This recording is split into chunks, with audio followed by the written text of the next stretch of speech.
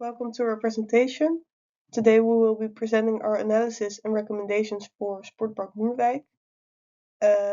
We analyze the venue against core facility management frameworks, and what you'll see today is based on evidence gathered from our interview with the Sportpark manager Iris and TUA's representative Ewout, and the pictures we took are from when we visited the venue. Our presentation will consist of 4 core elements. First, the venue profile and stakeholders. Secondly, the operational analysis. Third, the risk, sustainability, and future trends. And lastly, the management improvements. Sportpark Moerwijk is a community-driven sport park in one of the Hague's lower-income neighborhoods, Moerwijk. Originally being a football park, it has been transformed into a multifunctional club through collaboration of the municipality of The Hague and TUAS. And currently it houses 2 football clubs, Football Club De Ster and Hockey Club The Hague.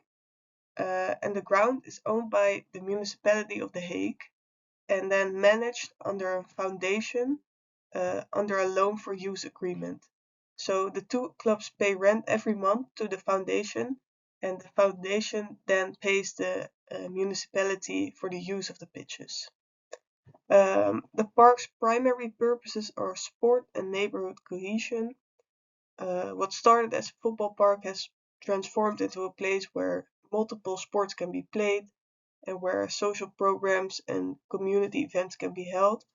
So every week the sport park houses social initiatives, for example, language classes, and there are sports events held on the fields. So on the top left, the venue can be seen. It's located in the middle of a residential area, neighboring 2 schools. And on the right, a view from inside of the venue, and bottom left, a picture of outside of the venue. We used the power interest matrix to map all the key stakeholders. And in the manage closely square, we placed the foundation and the sport park manager Iris, because the foundation governs everything and the manager makes sure that everything is well organized. And the manager, in this case Iris, grew up in the neighborhood, giving her an existing network that would take an outsider years to build. And also both Hockey Club Den Haag and the Ster sit here because they make most use of the facilities and therefore have high power and high interest. In the Keep Satisfied square, we have both the municipality and TUAS. Both have high power, but might not have Sportpark Moerwijk as their main priority. And besides that, also ADO Groen, the social branch of ADO Den Haag.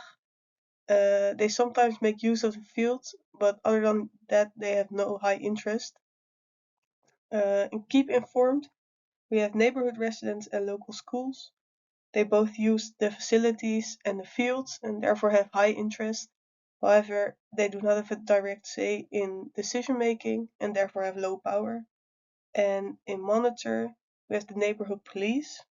They operate in the background but are important contacts if issues arise. An example of how the interests of multiple stakeholders shape the venue's management priorities is that the venue also manages the needs of the local communities, such as ADO Groen, schools and residents, and this forces the venue manager to balance the needs of the clubs and the community. Future priority is to renovate and expand the building, mainly to attract a broader audience and to attract new sports. New sport that isn't well known has been proven to be a success for the venue, like it also happened with hockey.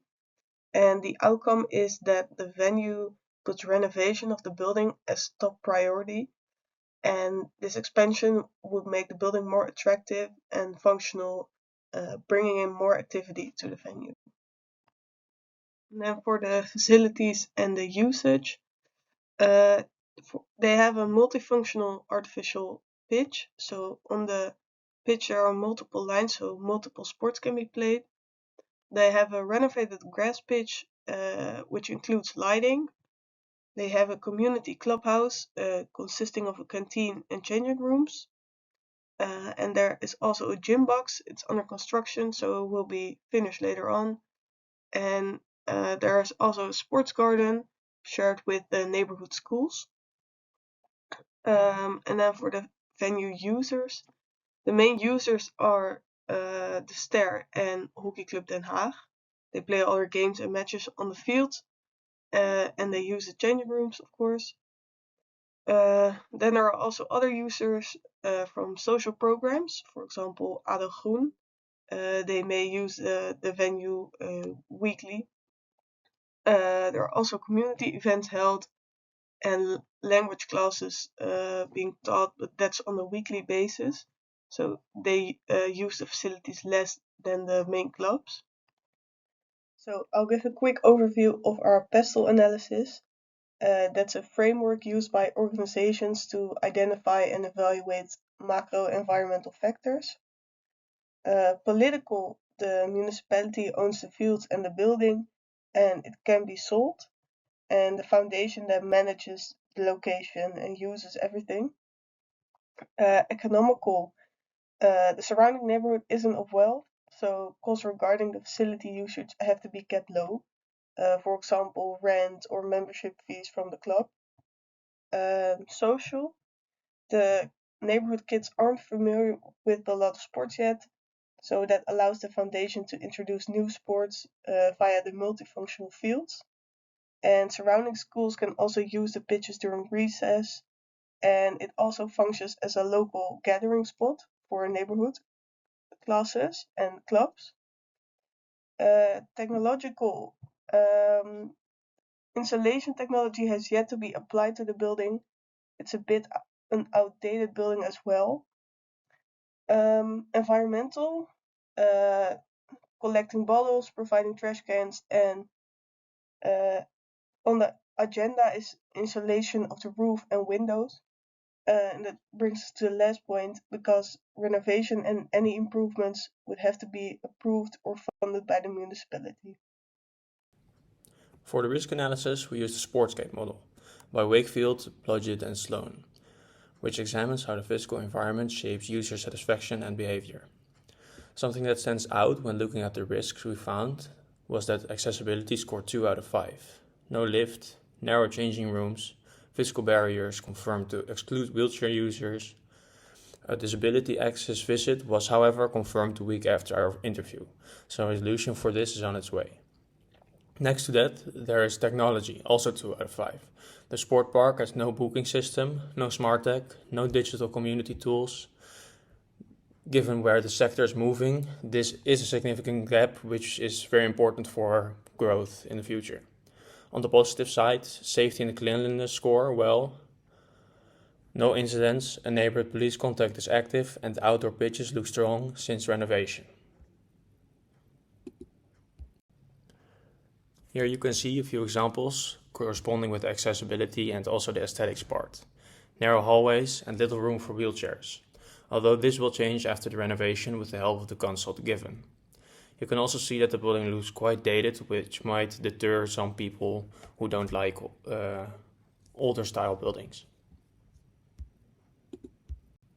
These are the 3 core risks we identified when we did our analysis. The accessibility and inclusion risk, the stakeholder conflict, which already was mentioned in the interview, and the financial sustainability risk.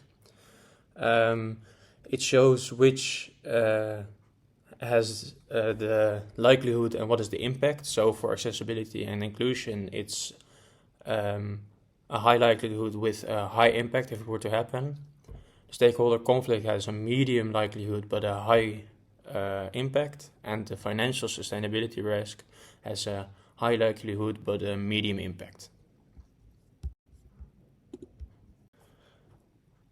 This slide looks at where Sportpark Moerwijk is right now on the sustainability and how it fits in the wider sector. On the practical side, there's already momentum. A can recycling scheme, an upcoming building renovation with insulation and new systems, and the municipal subsidy application underway. But there are clear gaps too. Waste separation stops at cans, renewable energy hasn't been touched, and there's no formal sustainability policy yet. The bigger picture is, however, on the community sport hub model, a trend across Europe where sport venues become hubs that combine sport, health, social services, and education under one roof. What's interesting is that Moerwijk is already doing this without naming it. The multi-use rooms and the GP-referred lifestyle programs, which are planned for the future, fit the model exactly. So the real message is the park is well positioned, but to unlock extra funding and partnerships, it needs to formalize that direction in a strategic plan rather than leaving it informal. Moving on to the improvements, our first step is to modernize the indoor facility, which is something that the sport park manager also agreed with. The problem is that the interior is dated, there's single glazing and no insulation, there's no separate room for non-sports purposes, and the indoor seating makes it hard to view the pitch. Our solution is to fully insulate the roof, walls, and windows while also creating multi-use rooms so that those who partake in the language or lifestyle classes weekly have a place where they can do these classes. We would also rearrange the couch to make viewing from indoors easier.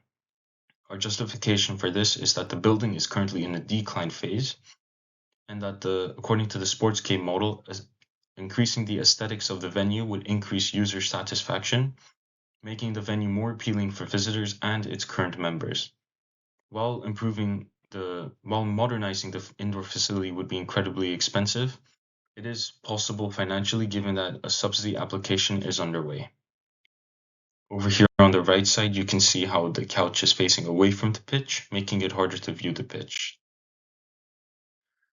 Secondly, we plan to make the venue more disabled friendly so that those with a disability can access the venue. We noticed during our visit that there's no lift or ramp and that the changing rooms were too narrow for wheelchairs. Because of this, a GP-referred lifestyle group was discontinued there, and that they also plan an upcoming disability audit to reveal any more barriers that we weren't able to notice. So in order to improve this, we plan to install a platform lift alongside the staircase, while also widening the changing room doorways and installing grab rails within them so that those who are disabled can make use of the changing rooms at the facility. We will also take the results from the disability audit and prioritize that in our improvements. If needed, we can also apply for an accessibility grant by the Fonds Gehandicapteerd NL. Here on the right side, you can see how the staircase has no railway or ramp, and how on the left, the doors leading to the changing rooms are too narrow.